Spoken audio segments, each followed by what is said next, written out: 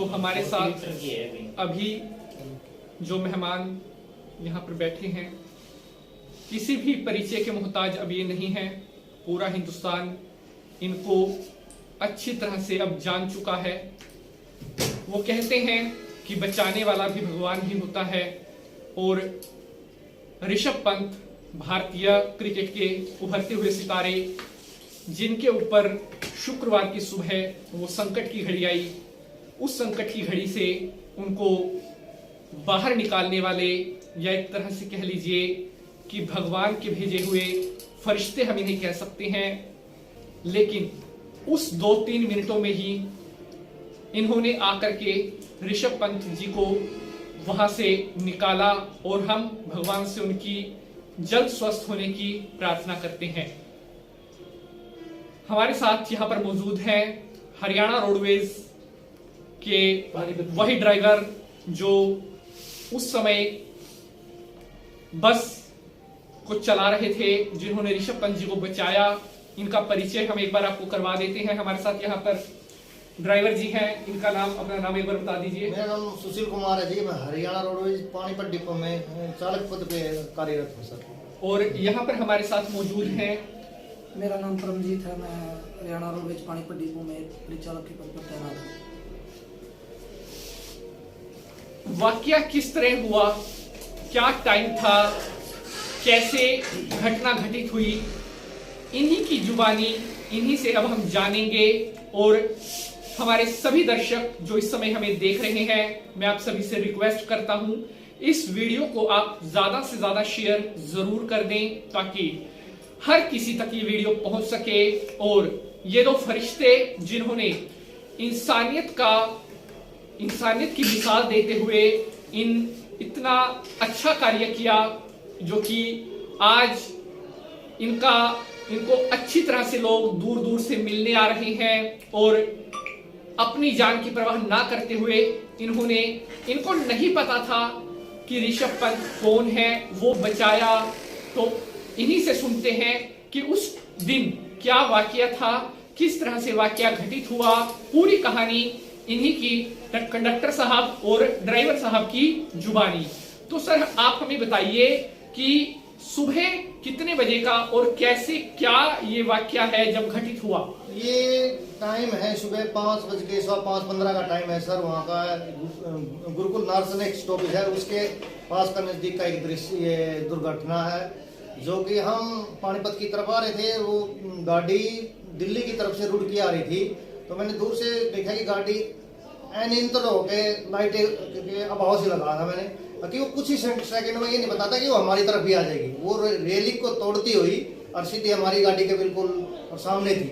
जो ऋषभ पंत जी की गाड़ी है वो कौन सी लाइन पे आ रही थी? मैं अपनी साइड में था, वो अपनी साइड में था। वो तो गाड़ी अनियंत्रित होकर डिवाइडर तोड़ के उसके बाद आई हमारी साइड में। ठीक है, आप हरिद्वार से बस लेकर और दिल्ली की तरफ जा रही थी। जी जी जी। और उनकी जो गाड़ी है वो दिल्ली से रुड़की की तरफ आ रही। तो रुड़की से कितने किलोमीटर पहले ये हादसा हुआ, ये कौन सी जगह थी?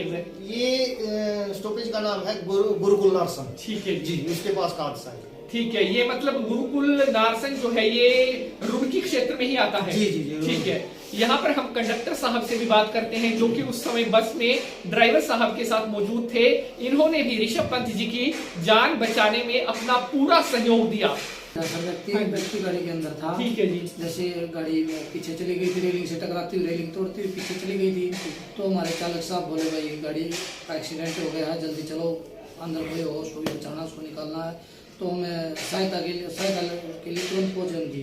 तो हमने जाके देखा गाड़ी की दूसरी साइड से आग लग चुकी थी और जो अंदर व्यक्ति था वो आधा बाहर निकला हुआ था।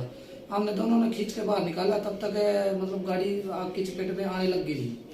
तो आग पूर्ण रूप से प्रभावी होने लगी थी गाड़ी पे। तो हमने उसको निकाल के जो दोनों सड़कों के बीच में डिवाइडर होता है वहाँ लेटा दिया। जिस समय ऋषभ पंत जी को आप निकाल रहे थे उस टाइम गाड़ी उल्टी हुई पड़ी हुई थी? नहीं, सीधी थी गाड़ी। ठीक है, मतलब जिस समय इन्होंने ऋषभ पंत जी को निकाला उस समय पूर्ण रूप से जो है अभी आग नहीं लगी थी, केवल जो चिंगारियां है वो निकलनी शुरू हो चुकी थी। पीछे गाड़ी में डिग्गी में आग लग गई थी। आग लग चुकी थी और फिर वहां से इन्होंने जो है ऋषभ पंत जी को बाहर निकाला।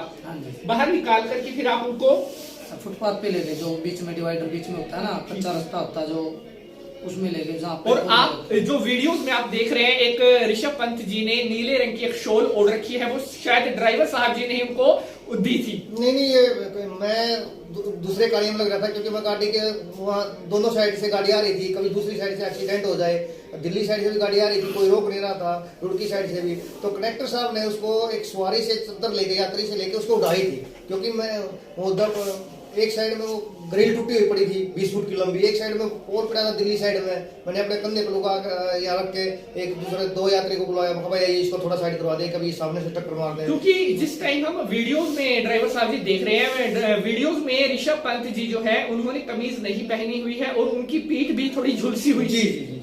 तो फिर आपने किसी सवारी से लेकर उनको चद्दर उठाई। जी जी, चद्दर। और वहां पर ऋषभ पंत जी ये भी कह रहे थे, जो मतलब वीडियो बना रहे थे, कि आप वीडियो मत बनाइए।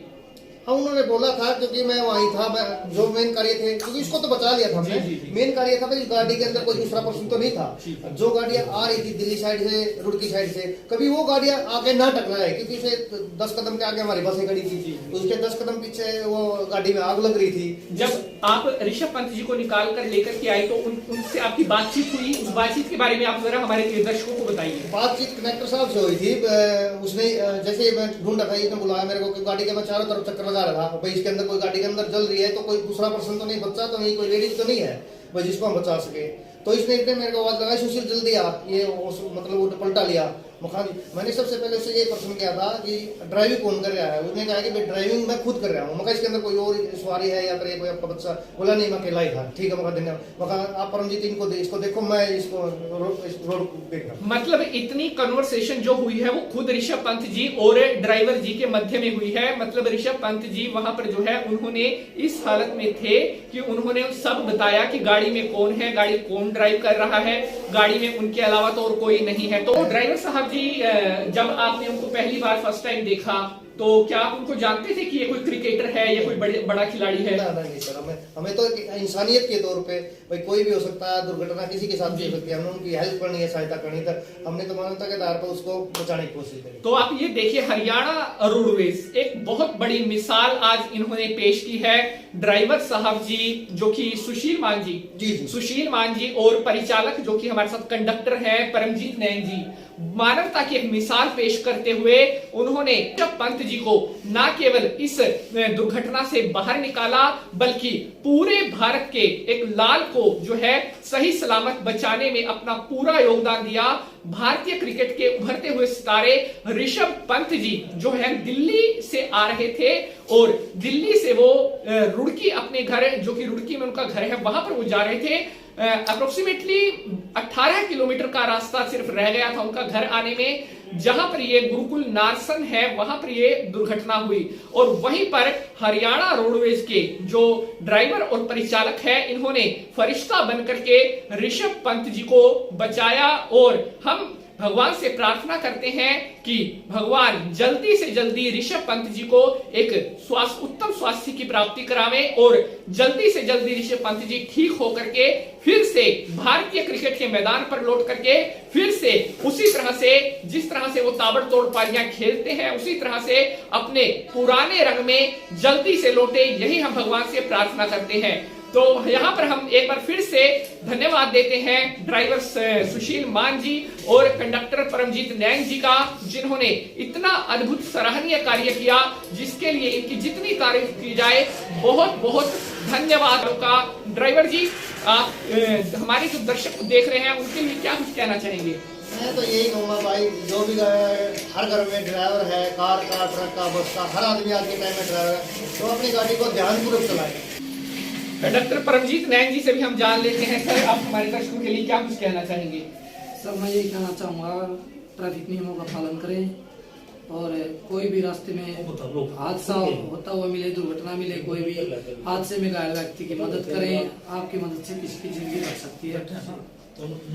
तो हम भगवान से प्रार्थना करते हैं कि ऋषभ पंत जल्दी से जल्दी ठीक होकर के फिर से मैदान पर लौटे। और जितने हमारे दर्शक अभी देख रहे हैं, आपसे भी हम प्रार्थना करते हैं कि कि सभी ऋषभ पंत जी के लिए दुआएं करें, क्योंकि दुआओं में बड़ा असर होता है। दुआओं से ही दुआ निकलती है और भगवान उनको जल्दी स्वस्थ करे और जल्दी से वो मैदान पर लौट करके फिर से रन बनाना शुरू करें। प्रश्न है तो आप कमेंट बॉक्स में पूछ सकते हैं। मेरे प्यारे दर्शकों को जय श्री राम।